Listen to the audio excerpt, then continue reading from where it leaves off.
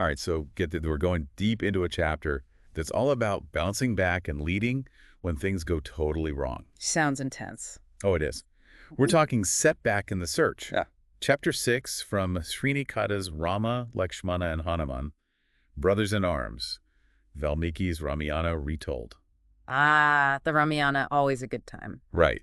And, it's full of these legendary heroes, but this chapter really shows that even they have their doubts and, low points. Yeah, that's when you see what a leader is really made of. The story picks up with the search for Seetha, Rama's wife, who's been kidnapped by Ravana. Ravana, right? The big bad? Exactly. Kata gives us this incredible picture of a massive search effort led by Sugriva, the king of the Vanaras. Okay, wait.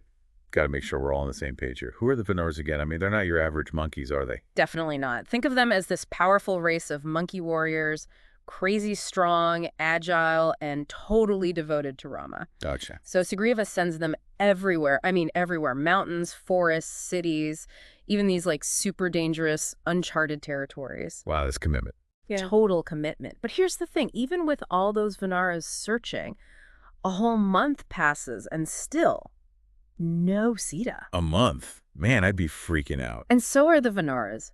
You see all these Vanara leaders, tough warriors, they come back to Sugriva and Rama empty-handed. Oh, man. They've fought giant creatures, looked everywhere, but nothing. It's like you can feel the weight of their failure. Even the strongest warriors have their doubts. So morale is down, the clock is ticking, but there's still some hope, right? There is, because Hanuman, the son of the wind god, he's still out there. Hanuman, he's the one who can leap across oceans, right? That's him.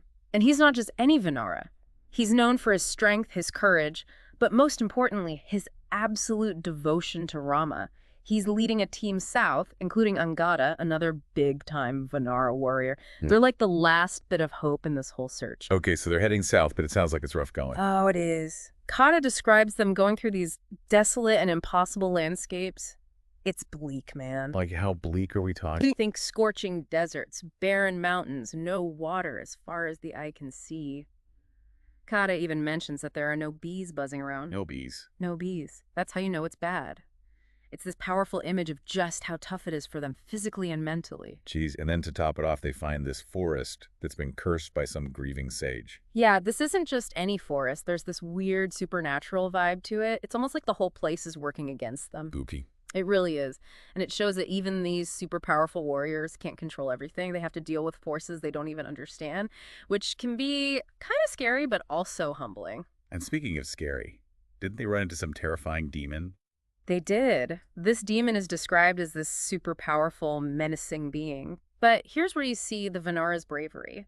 Angada's son, he's a chip off the old block, steps up and slays the demon. Wow, like father, like son, huh? Absolutely. Kata describes it so vividly, it's like watching a mountain crumble. You can almost hear the roar and feel the ground shake. Talk about intense. But even after that victory, they still haven't found Seetha. Nope. They gather under this lone tree, exhausted and totally demoralized. And this is where things get really interesting, because it's in this moment of despair that we see true leadership emerge. And that's where we'll pick up in part 2, right? I got it. We'll dive deeper into the leadership dynamics and what happens next in our next installment. Stay tuned. Can't wait. Back again, still deep and Setback in the Search.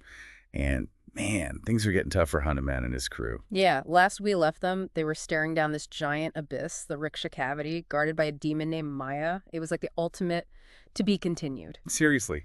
And it just shows that every time they think they're making progress, bam, another obstacle pops up. So what's the deal with this rickshaw cavity? Why is it such a big deal? Well, Kata describes it as this giant, intimidating abyss, totally dark and mysterious. Imagine a chasm so huge it just swallows the light, you know? Yeah. It's a place that screams danger. And then you've got the demon, Maya, just hanging out, guarding the place. Right. Adds another layer of nope to the whole situation. We don't know much about Maya himself, which makes it even creepier. Yeah, like is he a big bad like Ravana or something else entirely? Exactly. Kata keeps us guessing, which just adds to the suspense. But the fact that he's guarding this abyss, definitely not a good sign. So what do? Charge in? Try to sneak around? That's the million-dollar question, right? Kata leaves us hanging, which is classic cliffhanger stuff. But remember, this chapter is called Setback in the Search, so it's safe to say this rickshaw cavity is going to cause some serious problems. Which makes their whole situation even worse. They've been looking for Seetha for a month, facing all this crazy stuff, and still no luck. And don't forget, Sugriva's deadline is ticking away. The pressure is on big time. Yeah. It's like they're carrying the weight of the world on their shoulders. It's interesting how Kata shows both the external challenges, like the landscapes and demons and the Zanara's own struggles. Yeah, like we see them getting tired, disappointed, even scared. They might be these powerful warriors, but they're not robots. They have real emotions, just like us. Which I think makes them even more relatable, right? Totally. We've all felt overwhelmed and discouraged sometimes. To see these super strong characters going through the same stuff, it just makes them more human.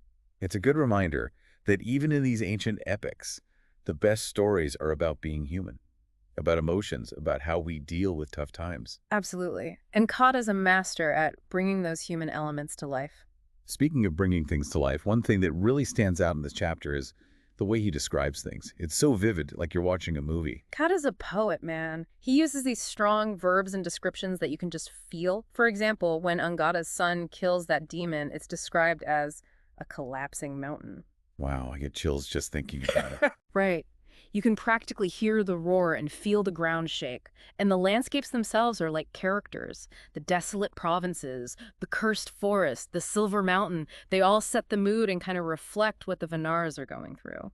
It's like the setting becomes part of their inner world. The desolation mirrors their despair, the danger mirrors their fear, and then that majestic silver mountain hints at maybe, just maybe, there's hope. Exactly. Kata uses those landscapes to tell a deeper story. It's not just about adventure. It's about human nature, about challenges and triumphs, about never giving up. And now, speaking of never giving up, even with all the challenges, there are moments of hope in this chapter. Like in Angada's speech, it's such a powerful reminder that even when things are darkest, we can find strength in sticking together, in keeping going, in believing in our mission. Couldn't have said it better myself. It's that perseverance, that loyalty to Rama and Seetha that keeps them going. They refuse to give up, even when it feels like all hope is lost. And that's a message that's relevant to all of us, right? No matter what we're going through, we can't give up. We have to find that strength inside ourselves and keep pushing forward. Absolutely. We all have that strength within us. It's about tapping into it, just like the Vinaras do. So true. So we've talked about the challenges, the hope, the leadership. Yeah. But there's still that giant question mark hanging over everything. Yeah. What happens at the Riksha cavity? The suspense is killing me. But hey, that's what part 3 is for. We'll explore the possibilities and see what insights we can glean from this unresolved ending. I can't wait to dive in. See you there. And we're back for the final part of our deep dive into Rama, Lakshmana, and Hanuman, brothers in arms, Valmiki's Ramayana retold. It's been quite a journey with Hanuman and his team, haven't they? One wild ride for sure, full of ups and downs, twists and turns. Exactly. And we left off with them facing this massive abyss, the Riksha cavity, guarded by the demon Maya. And Kata just leaves us hanging there. Total cliffhanger, right. Doesn't tell us what happens next. But, sometimes those unresolved endings are the ones that really make you think. Totally. They force you to fill in the blanks, use your imagination. And even though we don't know what happens right away at the Riksha cavity, we can still look at the bigger themes Kata's weaving through the story. Oh, absolutely. There's so much to unpack, even without the resolution. And for me, one of the biggest themes is perseverance. I mean, these Vinaras have been through so much tough landscapes, crazy demon fights, the pressure of their mission, and they just keep going. It's incredible, right? They're so devoted to Rama and Seetha, so determined to succeed. That kind of dedication is inspiring. It really is. They embody this idea that no matter how impossible things seem, you can't give up. Exactly. You got to keep searching, keep pushing, keep believing there's a way forward. And that's such an important message for all of us, I think. We all hit roadblocks in life, things that make us want to quit. Oh, for sure. But seeing these Vinaras never give up, it's like a reminder that we can do it too. We all have that strength inside us. We just got to tap into it, right? Like you were saying earlier. Exactly. We're more resilient than we think sometimes. And that's something to remember when things get tough. Absolutely. Okay, so we've talked about the team as a whole, but I want to go back to Angada's leadership for a sec. He's such a key figure in this chapter, especially when everyone's feeling hopeless. He really steps up, doesn't he? He does. So what are some leadership lessons we can take away from Angada? Stuff we can use in our own lives? Well, first off, he acknowledges everyone's hard work. He doesn't brush aside their struggles. He validates them. Yeah, like he gets that they've poured everything into this search. And that's so crucial, especially when people are feeling defeated. It's easy to focus on the negative, but Angada highlights their unity, their shared goal, their dedication. It's about lifting them up. Instead of tearing them down. Right. And he's also honest about the situation. He doesn't pretend everything's fine. He acknowledges the possibility of failure. But he doesn't let that fear paralyze them. Not at all. Yeah. He uses it to motivate them to push even harder and to be resourceful, to never give up hope. It's that balance, isn't it? Acknowledging the tough stuff, but still inspiring hope. Exactly. Angada doesn't sugarcoat things, but he frames it in a way that empowers his team. He reminds them they have the strength, the skills, the willpower to succeed. And he trusts them to find their own solutions, too. Totally. He doesn't micromanage them. He encourages them to think outside the box, be adaptable, trust their instincts. It's a leadership style that builds a stronger, more resilient team. Okay, so as we wrap up our deep dive into Setback and the Search, what's the one big takeaway for our listeners? What's the golden nugget they can carry with them? I think it comes down to this.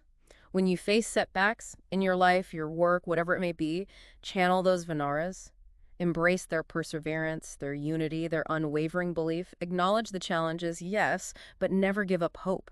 And if you can do that, you can overcome anything, just like the heroes of this epic tale. Beautifully said. So remember, folks, setbacks are a part of life. It's how we respond to them that matters. Embrace the challenge, lean on your team, and never lose sight of your goals. Thanks for joining us on this incredible journey through Setback and the Search. It's been a pleasure. Until next time, keep exploring, keep learning, and keep that adventurous spirit alive.